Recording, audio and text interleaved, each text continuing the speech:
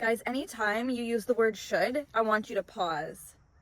Should is a very judgy word, and when you're using that word with yourself, I want you to start practicing pausing every time you hear that. And the reason why is because when we say should, that means that we're not accepting the situation as it was at that time. We're not accepting ourselves and how we responded in that situation, even though that might have been the only way that we could have responded in that situation. And now we're reflecting back and we're saying, oh no, I should have done something different. I should have done this. I should not have done that. Every time that you use the word should, I want you to pause and I want you to change it and swap it out for the word could. I could have done that, but I didn't for these reasons.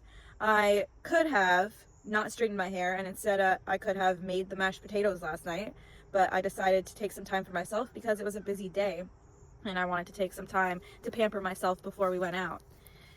And then my son ended up slicing his hand a little bit because he was making the mashed potatoes. And yeah, like I could have made the mashed potatoes, but he's 13 years old. He's made mashed potatoes a gazillion times before, and in this situation, I just happened to be straightening my hair when he was making the mashed potatoes. He cut himself a little bit, and he grabbed his own Band-Aid, and he was fine. So, I want us to be more self-accepting. I want us to swap out should for could, because it allows more space for possibility. Saying should is like, there's only one way that should have happened, but there's multiple right answers.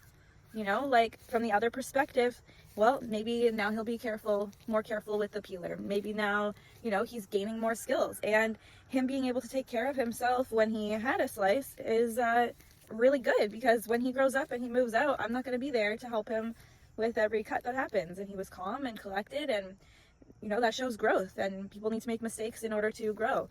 And so and you do too. So when you say I should have done this, yeah, maybe you could have done that, and maybe you'll learn the next time to not repeat what you did. Use it as a learning opportunity, growth mindset. Yeah, I could have not straightened my hair and made mashed potatoes, but should have, I mean, on the other hand, I should have taken time for myself because it was a busy day. So there's more than one right answer. And when we say should, it's implying that there's only one right answer, which is not true. So every time that you say should, swap it out for could. It allows for more self-acceptance. There's deers down there right now, guys. I don't know if you can see them. They're staring at me. There's 2 deers down there in Florida. Ah, I knew today was going to be a great day. 3:33 on the clock. Wow. See? I should have not been doing a video right now because my regiment is to do my exercise and then film videos after.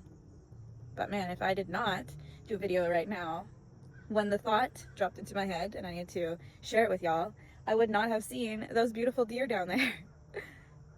Should have. Start loving yourself and say could instead.